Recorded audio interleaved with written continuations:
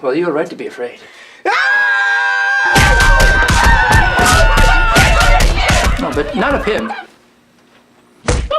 You see, the critic's ass is actually the gateway to hell. What? Yeah, see for yourself. Do you mind? I'm remodeling. This place needs a plant. Why is the gateway to hell in the critic's ass? Well, that's the funny thing about hell. You see, it can appear just about anywhere. The grocery store, the laundromat, and most political fundraisers. But I always thought hell was more a state of being, the absence, nay, rejection of God, leading to a world devoid of happiness, compassion, or love. Nope, it's a place in your ass. Haven't you ever seen Event Horizon? Oh, you mean that piece of...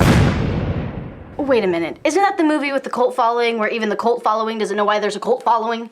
Oh, yes.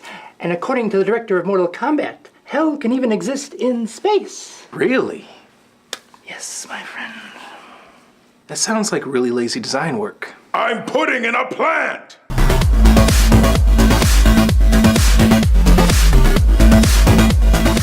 Event Horizon was one of those films that got a lot of advertising when it came out, but was a critical and box office failure, leading to it disappearing real quickly. But over the years, it's grown a bizarre fan base. Of who, you may ask? Remember those jocks who wanted to think they were into hardcore scary movies for a couple seconds? Hey, you remember that movie that was like Star Wars but kind of scary? Event Horizon? Yeah, that was a thing. Okay, I can't say that's all of them, but it's usually the ones that I've come across. Nevertheless, it's still hard to figure out why this has gotten the attention it has over the years, but maybe this nostalgia-ween, we can figure it out. So let's see why hell has such a fucking weird realtor. This is Event Horizon. So after hearing music by that nightclub you pass by and go, nah, we get some background on our futuristic setting. Oh, so we colonized the moon this year, huh? Why am I always the last to know these things? Christ, this is always what happens when I ride my hoverboard too much. And seeing how this is from the director of Mortal Kombat, I expect to see some pretty bad CGI coming up here. Oh yeah. Taste that mediocrity. Oh, that's making Shark Boy and Lava Girl look like Lord of the Rings right now. Hold on, I got some even more great effects that I can find in here. We get a pretty cool looking image, which it turns out is just the dream of our main character, Sam Neill. And naturally, what you just saw plays no part in anything whatsoever. Christ, I really hate these dream sequences in movies that don't tie into anything. They're the equivalent of that girlfriend who tells you all her dreams without relating it to the situation. Oh my god, it's such a weird dream last night that things were floating and this guy was floating and I was floating too. Weird. Oh my god, you should put that in your movie! No. Come on, it'll be fun! No. Lynch's wife says that he puts her dreams in his movies. All right, fine, it will get you off my back. Oh my god, I had a dream you would say that.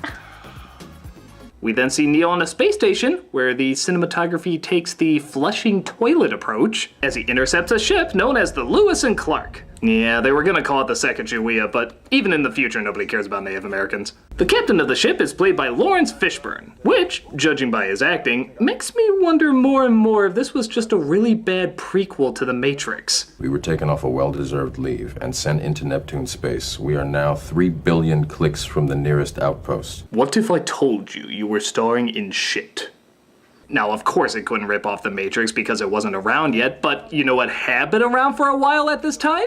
Alien. And tell me if you see anything, fucking anything that has the tiniest bit of an alien feel or look. Actually, let me make this easier. Tell me if there's anything that does not have an obvious alien feel or look. Even the truckers in space thing. In Alien, it worked because that's what they were. They were coming home from a mining job and then suddenly they were woken up to check out a disturbance. Here, these people were specifically hired to locate an abandoned ship, and yet they act like they have no idea about anything space related. Use a rotating magnetic field to focus a narrow beam of gravitons. These in turn fold space-time. Layman's terms. Fuck layman's terms. Do you speak English? No, sorry. Allow me to explain using porn. A piece of paper represents space-time. It folds space so that point A and point B coexist in the same space and time. Tell me more about this space thing. See, you can't actually do that. The law of relativity prohibits faster than light travel. Yeah, come on, buddy. We're mere astronauts. It's not like we're smart or anything. I built it. It creates a dimensional gateway that allows it to jump instantaneously from one point of the universe to another light years away. How? Well, it's difficult to... It's all math. Yeah, what do you think we are, rocket scientists? Oh wait, we are. We should probably know all of this. In fact, there's technically very few scientists on the voyage at all. Wouldn't it have made more sense to send more of them in? Or anyone who knows what they're fucking supposed to do? Skipper, I got a question. Sure. What the fuck are we doing way out here? Oh, perhaps the good doctor will be kind enough to tell us. We wanted to keep it a surprise. Now, I know you're all qualified to handle top secret information, but I saw one of you take a selfie with Sophie's birthday cake and, well, the entire surprise party was just ruined. This calls for another completely pointless scare. I'm waiting. I almost wanted to convince you that was a real scream, but then halfway through I was like, fuck it, it's Event Horizon. You're alright. Christ, how many fake-out dreams can a guy have? Oh, what a horrible dream. Well, at least I'm awake now.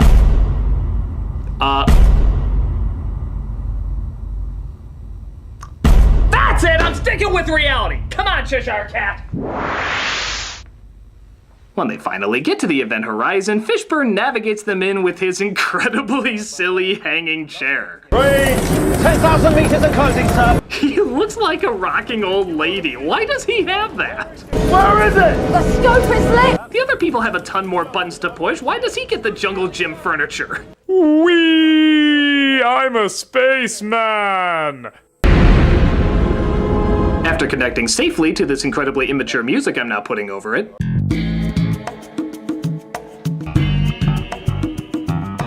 they send in a probe to scope out the area to make sure it's safe for them to, or are they just going themselves? Place is a deep freeze. Oh, yeah, deep freeze, huh? Is that why we can still hear the water moving as it floats by? Maybe they mistook it for a room temperature freeze. So, yeah, seeing how Neil is the designer of this ship, you have to wonder what the scientific relevance is of why the fuck it looks like Bowser's castle. No, the doors need teeth, that's very important. I know a reflective tunnel seems pointless, but it's scientific, I swear. Don't ask me why everything looks like Marilyn Manson's auto repair. It's space stuff, super technologically advanced space stuff. Do I have to explain with another pin-up poster? Why does nobody scream right in this movie? That sounded more like a dog barking than a woman shouting. But the dimensional black portal hole thingy starts acting funny as one of them takes a closer look. No, don't touch it! You'll be wearing emo haircuts and doing tap dancing in bars for weeks! Oh shit! I'm gone! He gets sucked in, but they pull him back only to discover things aren't making much sense. I mean, more than usual. It was liquid, and the whole cords turned south. It would mean the gateway was open. What then? That's it. That's the gateway was open. That's The what gateway couldn't be open. Mr. Cooper's delusional. What? He would have to believe him. There's no way he could make that up. Hello? What happened here, Doctor? After seeing a typical Arby's eater, the rest of the crew is realizing they start to see things that shouldn't logically be there. Mommy? Peters! Seriously, did the cast take screaming lessons from Marmaduke? Peters! Billy, be with me. Forever. You know, I just realized ghosts aren't very scary when they have a little bit of attitude on them. Forever. And I don't mean forever, like when you promise to rub my feet forever. I mean forever! Of course, as scientific astronauts, they come to one logical conclusion. What are you telling me, that this ship is alive? You wanted an answer, and it's the only one I've got. Wow, that was like your first answer. I mean, Star Trek had like 5 episodes where they hallucinated stuff and they always had a logical conclusion for it. But you're like, boom, ship's alive, we gotta sacrifice a virgin. I'm looking at you, Eddie Romaine Franco. Speaking of which, he wakes up from his sleep and wanders in a daze towards the airlock to kill himself. But to be fair, that might be because everybody on the crew apparently insists on calling him Baby Bear. No, Baby Bear, come on. Okay, baby bear. Is that really gonna put him in a better mood calling him that? Come on back, Baby Bear! I told you I hate it when you call me Baby Bear. Alright, we'll call you Smoochykins! Buttercup? Honey Lemon? I know! Shrinky Balls! You loved it when we called you Shrinky Balls! It's unavoidable.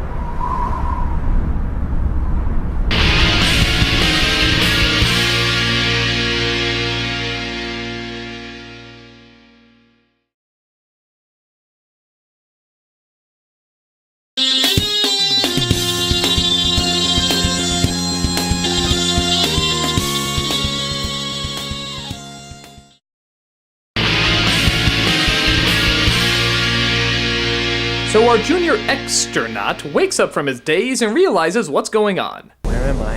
Hey, open the door. I can't. The inner door won't open when the outside door's been triggered. Oh my God. Mama Bear, open the door. Jesus, Mama Bear? Baby Bear? How long until they all move into a house tree in the middle of bear country? Justin just activated the door. It's on a 30-second delay. Justin! My baby bear won't leave his pedo bear anytime soon! He won't be pretty, but he should live. As you'd imagine, a lot of hostility starts to spread through the group. Justin said something about a dark inside me. What's that mean? Doctor? I don't think it means anything. I'm walking away now. Do not chase me. Hey, I really said that thinking you wouldn't follow me. I'd like some answers, Doctor. But even Fishburne starts to get freaked out at what he's witnessing. And now it's time for what generic horror cliche will Fishburne say? Let's see, I'm looking for a Mother of God. Mother of God or Lord have mercy? Lord have mercy or we're doomed. Yes, I'm gonna say we're doomed. Let's see, we're doomed, we're doomed, and stop! God help us. Oh, God help us, man! With such memorable lines like these, who needs effort? They finally find a video of what happened to the last crew, which leads to the Scoopy and Shaggy method of confronting the unknown. We're leaving. On my ship, you can't just leave her. I will launch attack missiles at the event horizon until I'm satisfied she's vaporized. Fuck this ship. Again, I refer all rationale of scientific discovery and exploring what the world has never encountered to fuck this ship! You can't leave. She won't let you. But Neil, quite bizarrely out of nowhere, suddenly decides he's the bad guy. You just get your gear and get back on the Lewis and Clark, Doctor, or you'll find yourself walking home. I am home. I'm quite uncharacteristically deciding I belong here. Anakin Skywalker's turnaround has nothing on me. From here, tons of things go wrong. Neil sabotages everyone, he blows astronauts into space, he pulls people on strings. It all goes to hell. And yes, I guess you can take that literally. But one astronaut seems just mildly annoyed that he's stranded out in the middle of oblivion. Where the fuck am I going? Why is this shit gonna happen to me? Man, I had plans tonight. I was gonna marathon Bob's Burgers on Netflix.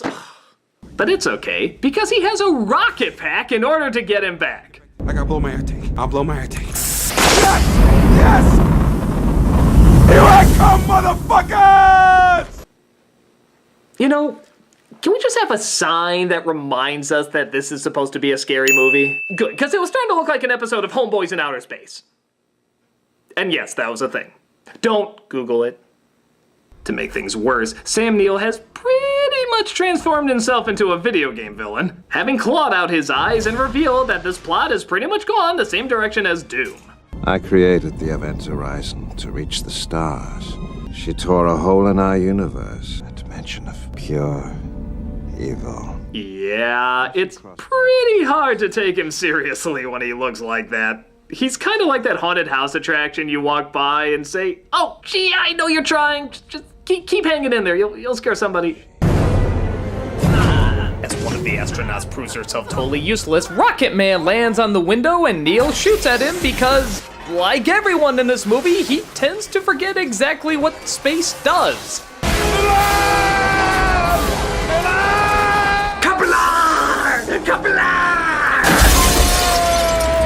They then come across a ridiculous blood scene that makes The Shining look downright subtle.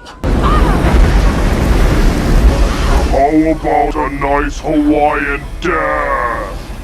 Things get even worse when literal ghosts from the past show up. You let me burn! Just flash it, just flash it. Christ, I've seen Simpsons Halloween specials more scary than this.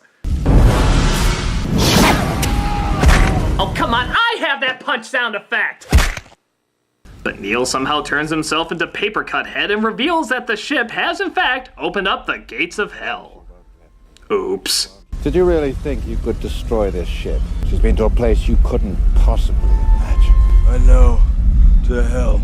Wow, this sheds much more light on that passage describing hell in the Bible. I always knew that you had left that part in.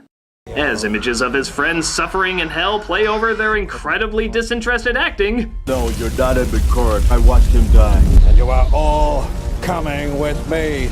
Yeah, tell me about hell in a minute. I'm checking my Instagram. They have the only thing that could possibly make talks of eternal damnation even scarier. A fist fight.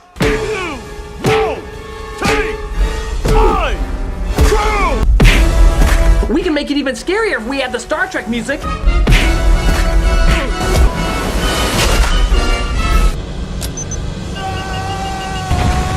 So hell was surprisingly easy to beat, as Fishburne stays behind with a black hole that apparently fixes itself and the galaxy has a little poop. Our surviving astronauts think they've made it out okay, but did they? The rescue team, we're safe. Okay, I need it now! We're safe. I honestly don't know. Is that how the movie ends? I guess so. You know, there's a difference between leaving a movie open-ended and just throwing in an evil shrug. You could be like, so movie, what did you mean by that ending exactly? I mean, are they still in hell or did they get out? Because either way, there's a lot of plot holes that don't add up. You just didn't know how to end this, so you rated M. Night Shyamalan's throwaway twist, didn't you? Yeah, okay, let's wrap this up. I'm not entirely sure why this film has a following because, honestly, it's a little too boring to even warrant one. Everything is just paint by numbers in terms of phoned-in space horror. However, I don't always hear people talk about the version that we did get, but rather the version that we didn't get. Apparently this movie was really edited down, and there's a rough cut somewhere that's a lot more gory. So gory that I'm just gonna put the time code here in case you're squeamish because, yeah, this gets pretty intense. Remember those quick cuts of the people suffering in hell? There was apparently a lot more of that in this movie. Like, a ton. And when you look at the detail on those quick edits, they actually are pretty damn disturbing. And don't get me wrong, if this isn't your thing, it's totally understandable and it'd still probably be a dumb movie. But at least it would have gone all the way with something. Because by God, this is some fucked up imagery here. Sadly though, the studio said it was too disturbing and cut it out, leaving us with just a lame, generic-ass ghost flick. Had they kept these cuts in, it might have made the movie stand out more. It helped make it a lot more unique. It'd be kinda like taking the gore out of the Evil Dead movies. It's just a big part of the identity. Maybe putting it back in might have solved a lot. But yeah, how ironic is that a guy who directed a PG-13 Mortal Kombat had to be censored for gore in an R-rated movie? I guess this dude will never get his gore-sploitation masterpiece. So, maybe it's not the film itself, but the film it could have been that fascinates people. I'm not gonna act like I have the answer why, but at least if you find the flick as dull as I do, there's at least a more interesting making-of story that can go along with it. I guess one of those is liable to get your attention, but for me, I'd much rather watch what this creepy-ass imagery was going to be than the snooze fest it became. And speaking of hell, you thinking of relocating anytime soon? Well, the smell is pretty bad even for me. But I just can't go without leaving you with some form of suffering. You put hell up my ass! How much more suffering can you get than that? Well, I have been scouting under William Shatner's toupee. Alright, I'll head out then. Thank God. I mean, you, whatever. Hey Tamara, can you look up my ass to see if hell is still there? I'm gonna go be a backup singer for Brental Floss. Just do it! There's nothing in there but a book. Woohoo! By Stephen King. Oh!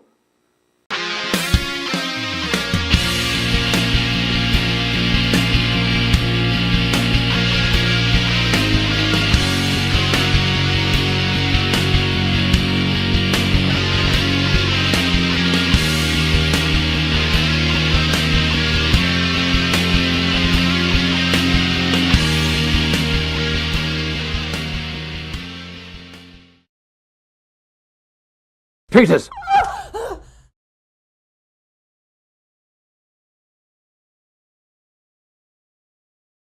Hey everybody, doing the charity shout out this week, and this is one that I have actually worked with, I've actually volunteered for before, so I can tell you in person it is a wonderful charity, and it's just a great idea too. It's called Feed My Starving Children, and it does exactly what the title says. It helps feed starving children all over the world, and the wonderful thing about it is that there's two things you can do. You can do the traditional route, which is of course donating money to help them continue their goal and feed children all around the world, or you yourself can actually volunteer and help them pack the food and send them out. This is something where the more people they have, the faster it goes, and it is so disgustingly easy. A kid could do it. Heck, kids have done it. And it's something where just an hour of your time can feed tons and tons of kids. The more people that show up and do it, the faster and the better it goes, and the more kids it feeds. And that's the most gratifying thing in the world, just knowing that a couple seconds just dishing a spoonful of food into a bag can help save somebody's life. It can feed a child. And no child, really nobody, should have to go to bed hungry, and no one should have to go through this. So this is a wonderful organization, and they're just phenomenal people, and they do a wonderful job, and it's definitely worth checking out. So please, please definitely either contribute some money, any amount will help, or if you don't have the money, just go volunteer some of your time, because it takes so little time, so little effort, but it makes such a big, huge difference. So please definitely go find out some more information and see if this is something you'd be interested in.